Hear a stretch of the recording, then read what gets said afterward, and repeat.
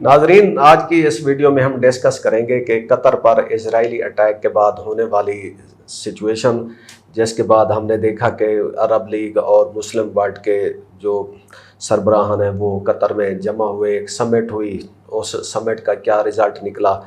ابھی ہم نے ایک اور ڈیولپمنٹ دیکھی ہے کہ جس میں پاکستان اور سعودی عرب کے درمیان ایک ڈیفنس پیکٹ کا اعلان ہوا ہے، جس کی ابھی تک کوئی تفصیلات سامنے نہیں آئی۔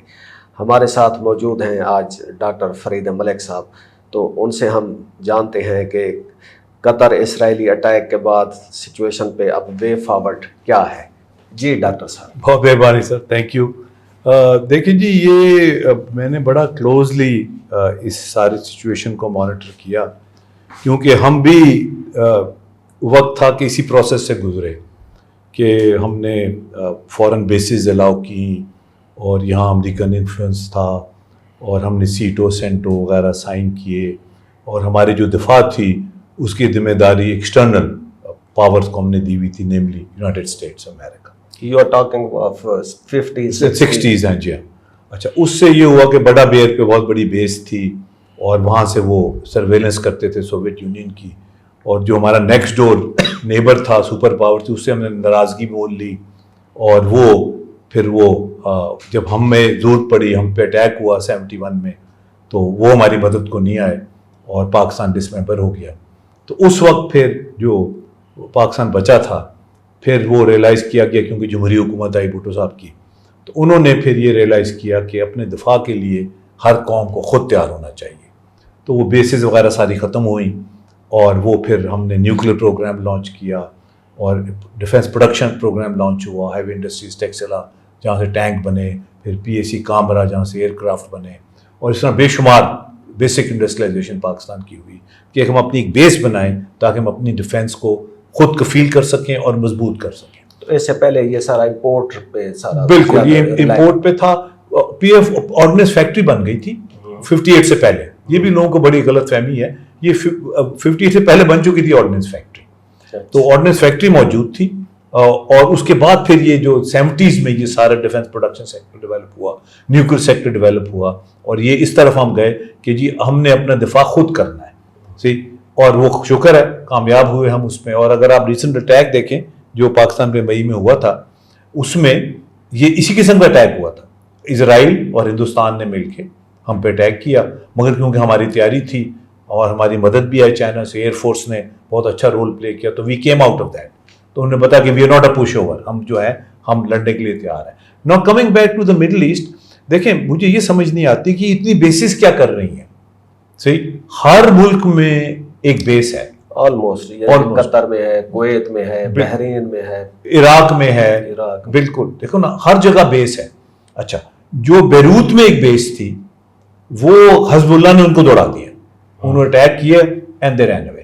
کوئی بیس جو ہے کسی بھی ملک کی، وہ ہوسٹائل پاپولیشن کو برداشت نہیں کر سکتی اس کا، وہ کیونکہ جب پاپولیشن ہوسٹائل ہو تو بیس کی ناٹ کو ایگزسٹ۔ تو مجھے سمجھ نہیں آتی کہ یہ ساری بیسز کیا کر رہی ہیں، کیا ان کا رول ہے۔ تو اگر یہ ڈیفینڈ نہیں کر سکتے اور ان کی کنائیوں سے اٹیک ہو رہا ہے، سب کچھ ہو رہا ہے، اور یہ جو ملک ہیں سارے یہ ان پروٹیکٹڈ ہیں، تو آئی تھنک وقت یہ آ گیا ہے کہ اب ایک اسٹریٹجی ایسی ہو کہ یہ اپنی پروٹیکشن کے لیے یہ جو سارے ممالک ہیں یہ ری تھنک کریں اپنی اسٹریٹجی، اور پاکستان کین ہیلپ۔ دیکھو نا، we have gone through this mode. اور دوسرا یہ ہے کہ یہ ساری جو چیزیں ہیں یہ انڈائریکٹلی اسرائیل کو ہیلپ کرتی ہیں، جتنی مڈل ایسٹ کمزور ہوگا اتنا اسرائیل اسٹرانگ ہوتا ہے، تو یہ ساری جو بیسز ہیں، یہ ساری جو چیزیں ہیں، یہ اسرائیل کو اسٹرانگ کرتی ہیں، ٹھیک، اور تو یہ مڈل ایسٹ کی انٹرسٹ میں نہیں ہے کہ وہ اسرائیل سے مار کھاتے رہیں اور یہ بیسز جو ہیں یہ کنٹرول کرتی رہیں اور مڈل ایسٹ میں یہ ٹرمائل اور کنفیوژن رہے۔ تو یہ میرا ہائپوتھیسس ہے جی، میں نے اس پہ آرٹیکل بھی لکھا ہے اس پہ، کہ جب تک یہ بیسز ختم نہیں ہوں گی ترقی کرنا جو ہے یہ کے لیے بہت مشکل ہوگا، آلموسٹ امپاسبل ہوگا۔ اچھا، یہ آج تک ہم دیکھتے رہے ہیں کہ اسرائیل کی جو لڑائی ہوتی تھی وہ ایران سے تھی، اور ایران کے الائز جو تھے، حزب اللہ ہے، بشار الاسد ہے، یمن کے ہوتھیز ہیں، جن کے جو بھی ایران کا وہ ہے الائی ہے، اس کے ساتھ لڑائی ہے۔ اب پہلی دفعہ ہم نے دیکھا ہے کہ اسرائیل نے کسی ایک ایسے عرب کنٹری پہ اٹیک کیا جو ایران کا الائے نہیں ہے، یعنی کہ ان دیٹ سینس کہ جیسے ہم کہتے ہیں جی پراکسی ہے یا وہ بالکل ہی اس کے اسٹرانگ آرم وہ ہے. تو ایسی سچویشن میں اب ایران تو جسٹ آن لکر ہونا چاہیے کہ جی ہاں اب آپ لڑیں. آج تک تو آپ مجھے الزام ٹھہراتے ہیں کہ جی آپ کی وجہ سے یہ سارے حالات خراب ہیں، لیکن اسرائیل نے تو آپ پہ بھی اٹیک کر دیا ہے. تو اس میں کوئی عرب ممالک کے لیے اب کوئی سوچنے کا وقت آ گیا ہے کہ ہم اپنی پالیسیز کو اور اس کو وہ کریں. ہاں جی بالکل، بہت میرا خیال ہے بڑی سیریس سوچ و بچار کا وقت آ گیا. اور جو عرب ممالک ہیں now they have to look in words. دیکھو نا، ابھی تک تو وہ ایک آؤٹ ورڈ ان کا تھا کہ جی ہماری پروٹیکٹ. دوسرا اسرائیل جو ہے وہ از اے روک اسٹیٹ، وہ کسی کے کنٹرول میں نہیں ہے. بلکہ کل بڑا انٹرسٹنگ تھا، کل بڑا ٹی وی میں دکھا رہے تھے کہ g prime minister of Pakistan اور سارے لوگ جا رہے ہیں اور ان کو اسکارٹ کر رہے ہیں سعودی عربیہ کی ایئر فورس والے. مجھے تو یہ خطرہ تھا کہ وہ اسرائیل ان کا جہاز نہ گرا لیتے. دیکھیں مجھے تو اس بات کا خطرہ تھا، یہ جو اسکارٹ کر رہے تھے یہ کوئی ہماری مہربانی کے لیے نہیں کر رہے تھے، یہ پروٹیکشن کے لیے کر رہے تھے.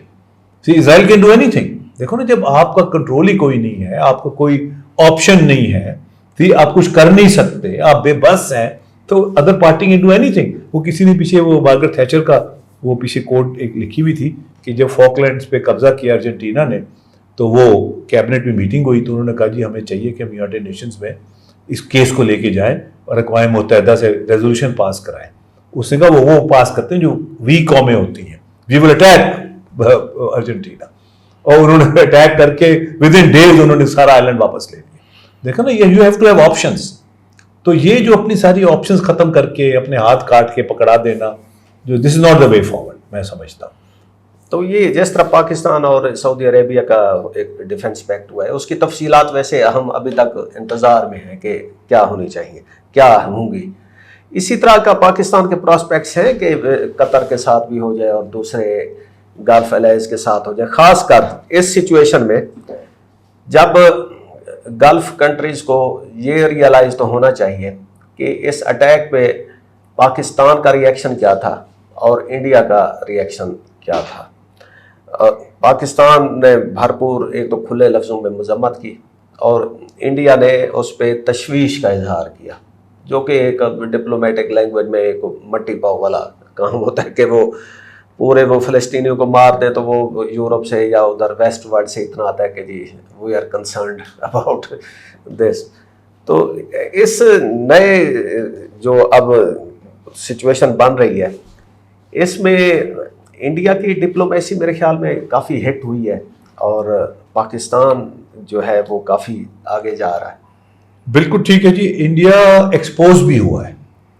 یہ مجھے یاد ہے کچھ سال پہلے میں تہران میں جمعے کی نماز پڑھنے گیا تو وہ سارا تہران جو ایک جگہ نماز ہوتی ہے، بڑا اجتماع ہوتا ہے بہت بڑا، اور جو خطبہ ہے وہ یا صدر دیتا ہے یا اسپیکر دیتا ہے اور وہ بتاتا ہے کہ کیا اچھا ہوا کیا ہوا. پھر وہ ہر 15 منٹ کے بعد مرگ با امریکہ، مرگ با اسرائیل، وہ نعرہ لگاتے تھے. میں بھی بیٹھا ہوا تھا تو جب میں نے 2 نعرے ان کے لگائے تو میں نے بھی نعرہ لگایا مرگ با ہند، تو سب میری طرف دیکھنے لگ پڑے. تو میں نے کہا یار یہ بھی دشمن ہے. ایران سمجھتا تھا کہ ہندوستان اس کا دوست ہے، اب ان کو بھی سمجھ آ گئی ہے کہ یہ کسی کے دوست نہیں ہے.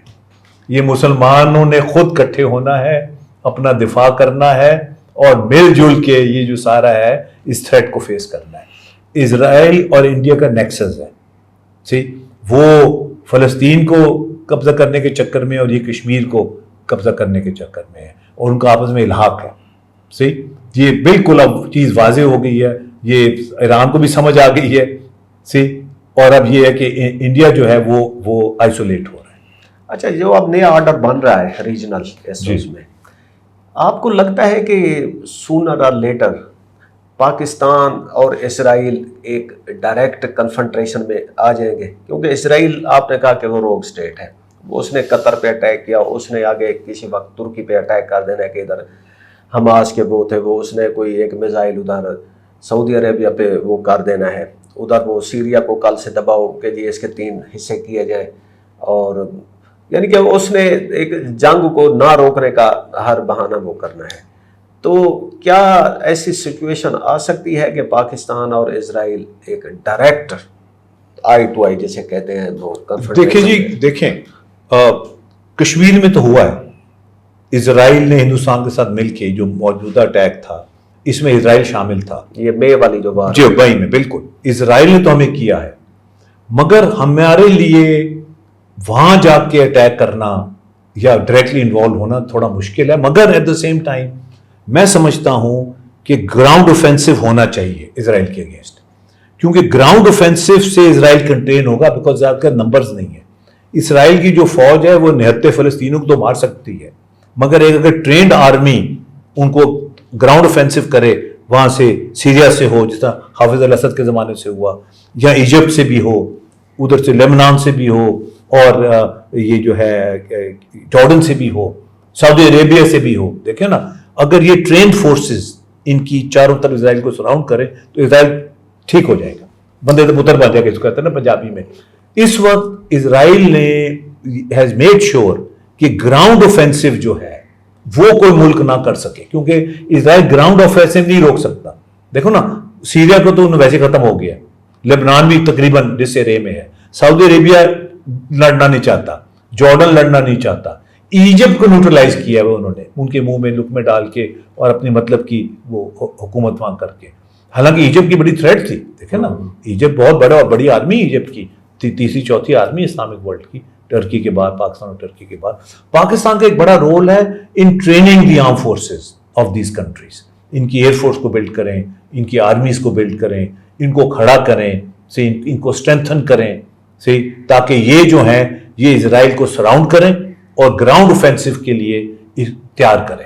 جس دن یہ گراؤنڈ اوفینسو کے لیے تیار ہو جائیں گے، اسرائیل ول بی کنٹینڈ. یہ آپ کی بات ٹھیک ہے. جیسے اب ایران کے ساتھ اس کا جب کلیش ہوا، اب ایران ایک اس کی ایک پوری جیسے وہ کہتے ہیں اسٹینڈرڈ آرمی ہے، تو جب ادھر سے اٹیک ہوئے تو 12 دنوں میں وہ جنگ روکنے پہ مجبور. بالکل بالکل، یہ آپ کی بات ٹھیک ہے کہ وہ نہتے فلسطینیوں تک وہ کر سکتا ہے، یا جو پراکسی وہ ہیں پراکسیز کے ساتھ لڑ سکتا ہے. اس کے علاوہ اس کی کوئی اتنی وہ نہیں ہے.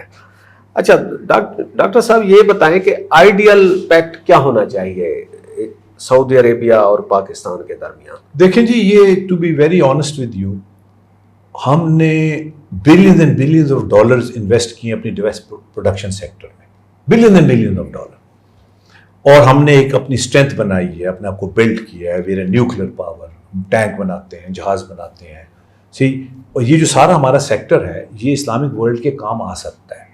ہم اکنامکلی ویک ہیں بیکاز ہم نے جتنا انویسٹ کیا ہے اس سیکٹر کے اندر اس کی ریٹرن نہیں ہوئی.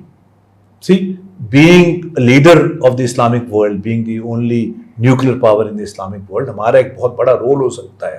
ہم اکنامیکلی اس سے بینیفٹ کر سکتے ہیں، وائبلٹی ہو سکتی ہے. اور یہ بھی جو ایگریمنٹ سعودی عربیہ کے ساتھ ہو رہا ہے اس کی بھی ڈیٹیلز ڈبیٹ ہونی چاہیے اس میں اسمبلی میں. دیکھیں نا، ہمارے پہ جو اتنے قرضے چڑھے ہوئے ہیں، یہ سارے پیسے ہم نے انویسٹ بہت ڈیفینس سیکٹر میں انویسٹ کیا ہوا ہے، بہت billions and billions of dollars have been invested and there is no return.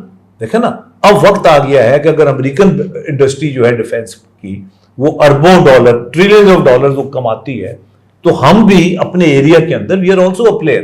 ہم اب وقت آ گیا ہے کہ ہم اس سے بینیفٹ کریں، اپنی سوشل اکنامک ڈیولپمنٹ کی طرف جائیں، اپنے ملک کو ڈیولپ کریں، اپنے ملک کو بلڈ کریں. بھٹو صاحب نے کہا تھا کہ ہم گھاس کھائیں گے، ایٹم بم بنائیں گے، وہ ہم نے بنا دیا. اب گھاس بھی کھانے کے لیے نہیں ہمارے پاس، پینے کا پانی نہیں ہے ہمارے پاس.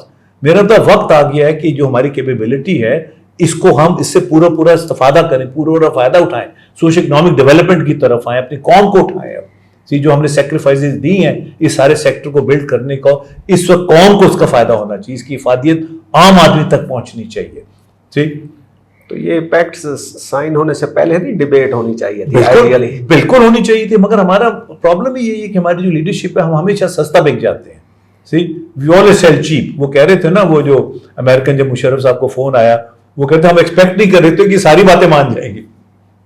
ان کا جو سیکرٹری تھے نا ڈیفینس، انہوں نے یہی کہا، ان کا ہم نے جو انہیں کنڈیشنز کہی انہوں نے کہا یس سر. مطلب there was no counter argument, کوئی negotiation نہیں کہ جی یہ ہم نہیں کر سکتے یا یہ ہم نہیں کر یعنی سکتے. کہ وہ باگن کے موڈ میں تھے. ہاں, of course. کہ ڈیل ایک ہارڈ ڈیل ہے, ہم کریں گے. دیکھیں جی امریکہ تو ہے ہی, جو کیپٹلسٹ اسٹیٹ ہوتی ہے وہ وہاں تو کہتے ہیں کہ death is inevitable, everything else is negotiable. موت کے علاوہ ہر چیز نیگوشیبل ہے.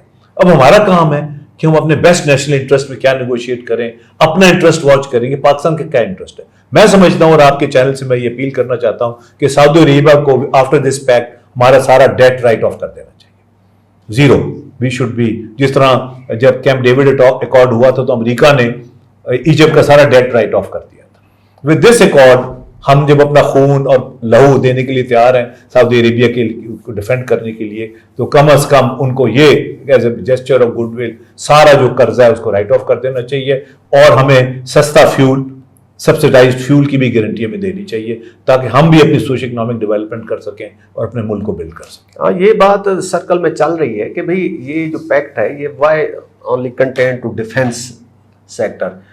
اس کا جو ایک سارا, اگر آپ مل رہے ہیں دو کنٹری, تو اس کو سارے سیکٹر میں وہ ریئلائز ہونا چاہیے کہ کیونکہ ہم دیکھتے ہیں کہ جب انویسٹمنٹ کی بات ہوتی ہے تو سعودی ڈیلیگیشن زیادہ تر انڈیا میں لینڈ کر رہے ہوتے ہیں, لیکن جب یہ ڈیفینس ریلیٹڈ کوئی ایشو آتا ہے تو وہ پھر پاکستان کے ہمارے جو آرمڈ فورسز کے جو چیف ہیں وہ سعودی عرب جا رہے ہوتے ہیں.